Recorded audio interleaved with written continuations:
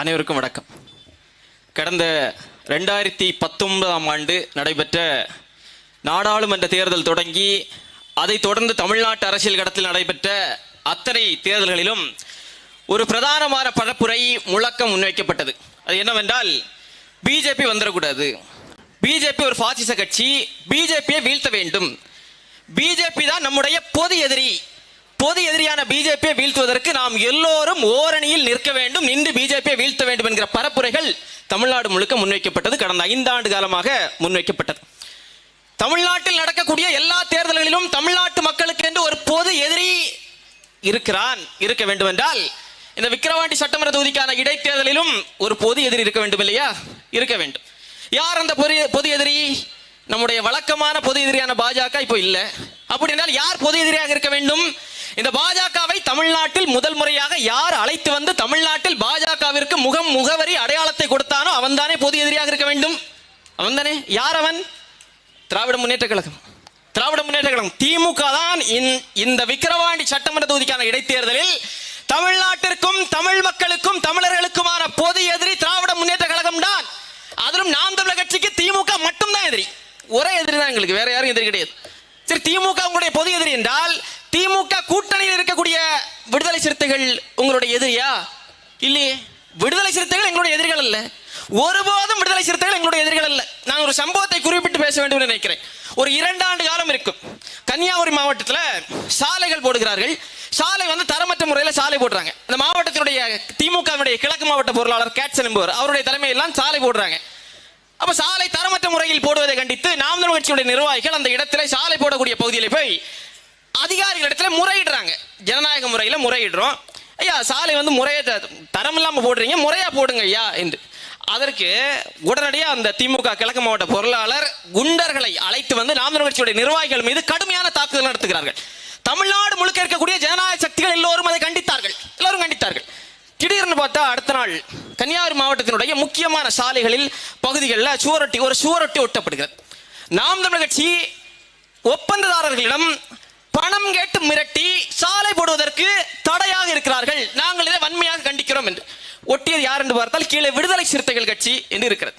உடனே அண்ணனுக்கு அந்த செய்தி எடுத்து அனுப்புறேன். அண்ணே, விடுதலை சிறுத்தைகள் இந்த மாதிரி சுவரொட்டி அடிச்சிருக்கிறாங்கன்னு. அண்ணன் 2 வார்த்தை தான் சொன்னார். அமைதியா இருங்க, கடந்து போங்க. இந்த சம்பவம் நடந்த அடுத்த நாள் விடுதலை சிறுத்தைகள் கட்சியினுடைய நிர்வாகிகள் நம்மளை சந்திக்கிறாங்க. நாம சந்திச்சு, தோழர் தவறு நடந்துச்சு தோழர், வருத்தம் தெரிவிக்கிறோம், மனதார வருத்தம் தெரிவிக்கிறோம். இந்த சுவரொட்டி, இந்த போஸ்ட் ஒட்டி இருக்கிறாங்க இல்லையா, அது எங்களுடைய கட்சி தலைமையினுடைய அறிவுறுத்தல் படி நடந்ததில்லை. எங்கள் கட்சியினுடைய அத்தனை நிர்வாகிகளுடைய அனுமதியோடும் ஒத்துழைப்போடும் நடந்ததும் இல்லை. ஒரே ஒரு நபர் அவருடைய அரசியல் ஆதாயத்திற்காக செஞ்சாரு.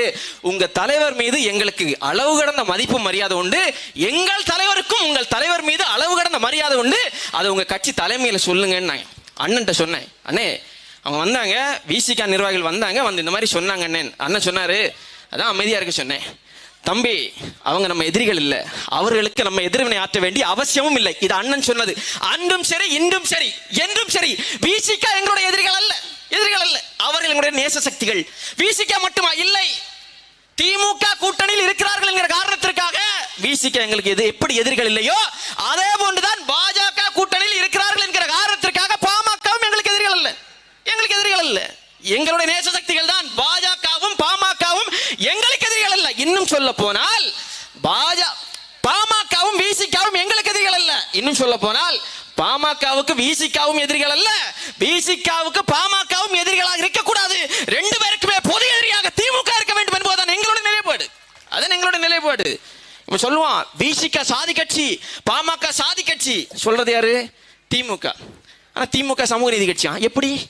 எப்படிங்க திமுக சமூக நீதி கட்சி?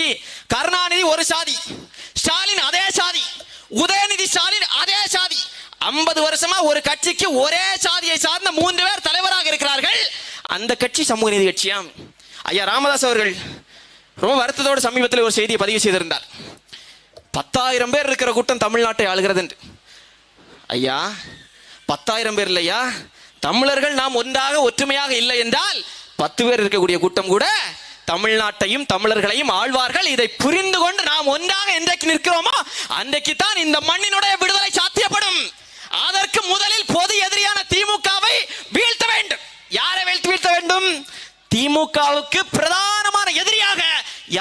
களத்தில் நிற்கிறாரோ அவரை வீழ்த்த வேண்டும். யார் எதிரி? அது திமுகவே சொன்னான்.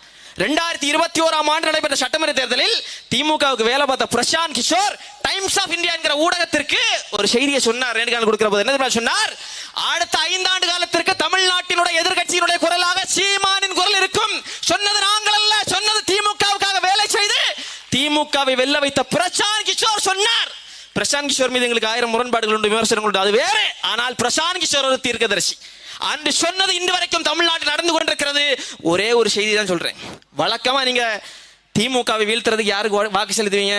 அதிமுகவுக்கு வாக்கு செலுத்துவீங்க, ரெட்டை இலைக்கு வாக்கு செலுத்துவீங்க. இங்க ரெட்டை இலை இல்ல.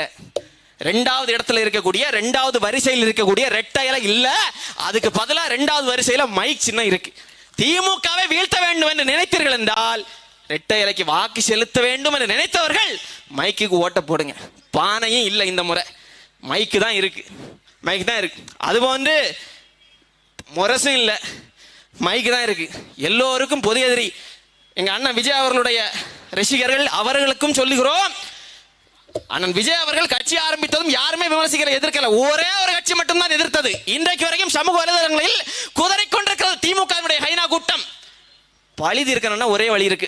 இந்த தேர்தலில் இந்த மைக்கில் அழுத்துங்க, அழுத்தி பாருங்க. இந்த ஒரே ஒரு தேர்தல் எங்களை பிடிக்குது பிடிக்கல உங்களுக்கு. 2வது நம்முடைய பொது எதிரியை வீழ்த்துவதா நம்முடைய முதன்மையான நோக்கமாக இருக்க வேண்டும் என்று நினைத்தீர்கள் என்றால் மைக்கில் அழுத்துங்க. திமுகவை குழி தோண்டி புதைப்போம். நன்றி, வணக்கம்.